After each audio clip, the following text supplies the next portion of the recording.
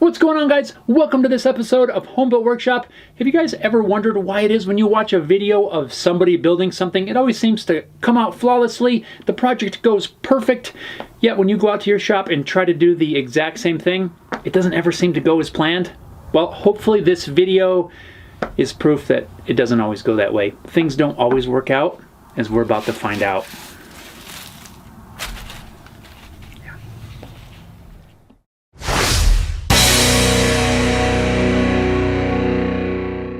Well, guys, I think you all know things don't always work out perfectly in the workshop, and mine is no different. If you've been watching my channel for any length of time, you'll know that I don't have any problem sharing mistakes and errors and fails and stuff like that, and this video is no different. Now, originally I wasn't going to post this as a separate video, but I really felt like I wanted to, just to show again that things don't always go as planned, and it's okay to have fails and make mistakes in the shop. That's how we learn, that's how we grow, and I try to embrace those when I can because those are all learning experiences. It's very important, really, to make mistakes, have things not go as planned. Again, that's how we learn. So hopefully you guys get something out of this video. So now we're going to travel back in time to the beginning of this little mess here. Again, guys, embrace the mistakes, learn from it. Hope you get something out of this. Hello, everyone. My name is Jeff, and I have something I need to admit to you guys. Yes, the rumors are true. I like pancakes. Who doesn't like pancakes? We eat pancakes regularly around my house. Breakfast, lunch, dinner, it really doesn't matter. You cannot go wrong with pancakes any time of the day. But what you can go wrong with are the flippers. All of the store-bought flippers, at least the ones we have, as well as the one that even I made, they're just too small for normal pancakes. You need to make them pretty small so that you can flip them efficiently. If you try to flip a large one with one of these small flippers, it just flops apart. Now I'm sure there's commercially available larger ones, but who's got time for that? I'm going to take what I learned from this project I did a while back, and we're going to scale that up and make a little bit larger flipper from this chunk of aspen. One little thing that I'm going to try to do differently this time around is I'm going to try to do this entirely with hand tools. I'm going to begin with just a handsaw and try to get this lumpy log down into at least some sort of a square-ish kind of board. This first cut is the biggest cut that I need to make. This is the cut that's going to give me somewhat of a flat board to work with. This ended up being quite the workout. I'm pretty sure this is not the right kind of saw for this cut, but it's what I have, so that's why I'm using it.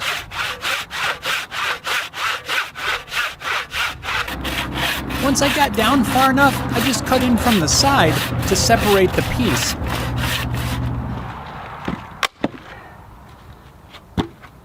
So now I need to trim this piece to length. I don't need the end with all the stumps sticking out of it. It's going to be full of knots and really, really hard to work.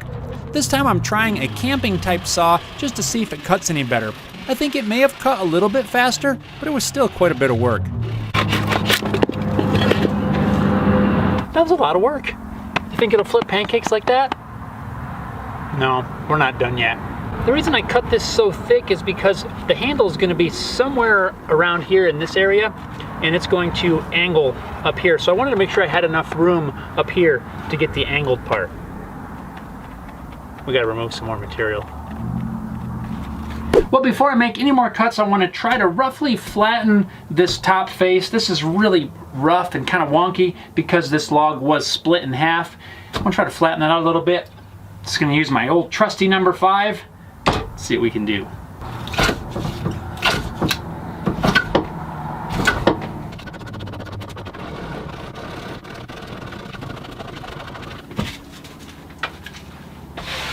I didn't end up flattening this piece entirely because a lot of this we need to remove, and there's no sense really spending the time trying to get it nice and flat. Plus I realized I need to change the way I was going to lay this out. Over on this side there's a really big split right here, and that's right where I was going to put the handle. So I would have had to remove a lot of material to get that down where it's nice and flat. Instead, I'm going to lay this out the other way. We're going to lay the handle out down the center, and then it's going to flare out down here, which will form the flippy part. Technical term. I'm just going to use a steel ruler for a straight edge just to help me draw some marks on there where I need to make some more cuts.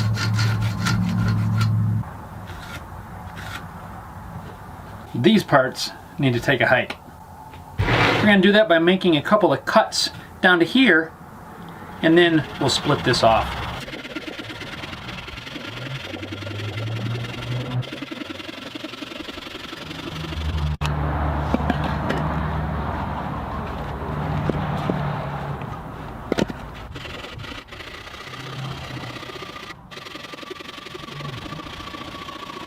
After making those relief cuts, I'm going to split the waste material away.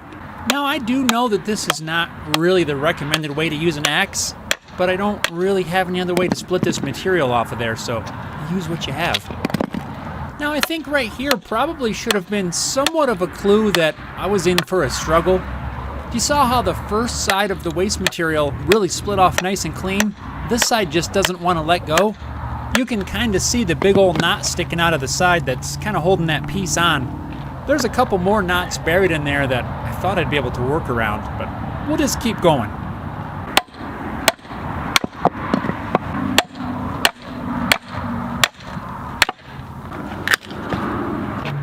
Back to the stubborn side.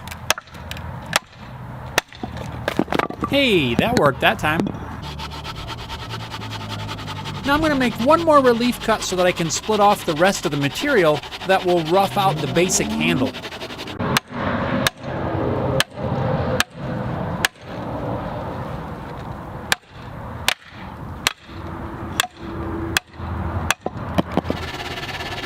Now it's back to the handsaw, and I'm going to work on roughing in the flipper portion of the flipper. Another technical term. You really can't tell from this camera view, but I'm cutting this piece at an angle so that the flipper head is angled to the handle.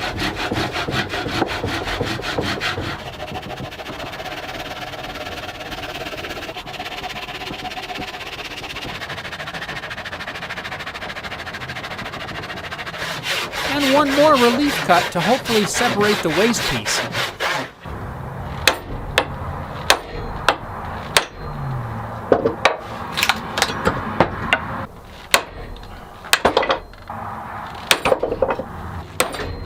As I was trying to split off the second side of this waste piece, I started to get frustrated because it just wouldn't come apart. There's a big giant knot on the other side that just wouldn't break free.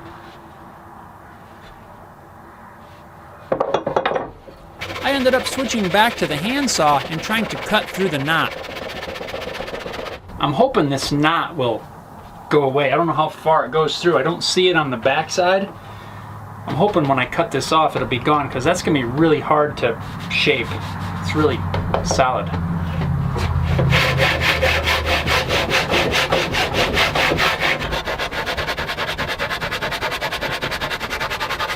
And it's back to the axe and a hammer to try to split this piece off. It still won't budge, and my frustration level is growing. This is craziness.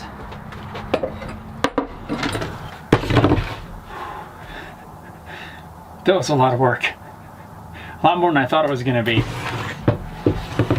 What a mess.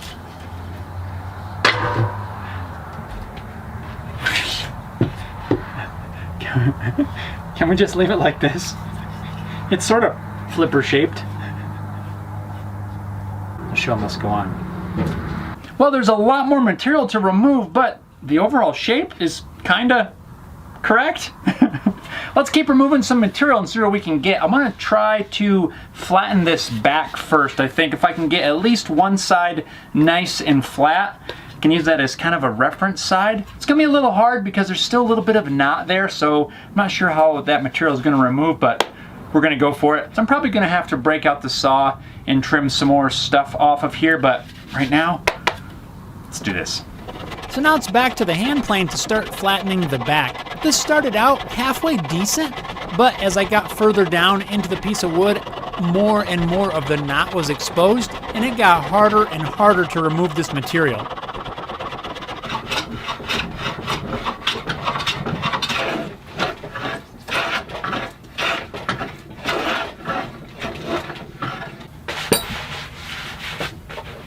And I think right about here, was what we could call the light bulb moment. Listen for the deep sigh. Do you guys ever get to the point in a project where you think it's time to fold? Kenny Rogers song, know when to hold them, know when to fold them.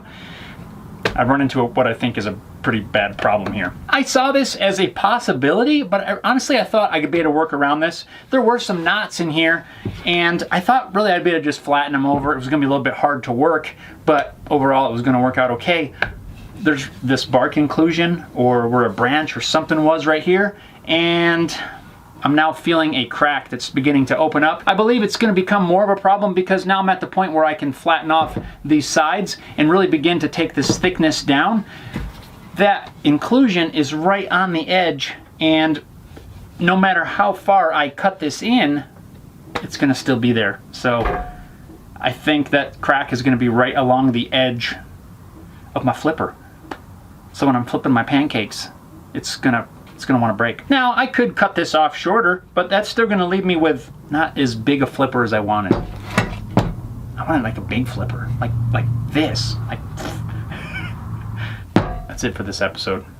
I could have easily hit delete, but I like to share my failures with you guys. Projects don't always go right, and that's okay. You guys are going to have problems with projects. I have problems with projects. We all have problems with projects. It's nothing to be ashamed of. We just learn from it, move on. So what's the lesson that I'm going to take away from this project? Well, really, probably it's just going to be to choose a better piece of wood from the beginning. If I'd have looked for something a little bit straighter without so many knots and things on there, it probably would have went a lot smoother, but that's all right. I was trying to use what I had on hand, and there's nothing wrong with that. Hope you guys at least got a little something out of this. Maybe it gives you some ideas. Maybe you want to make now a giant flipper for your pancakes, because we should all eat more pancakes.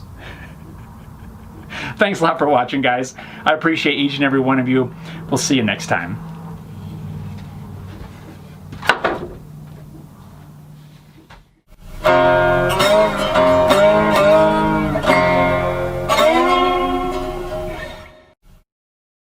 Why are you all crooked?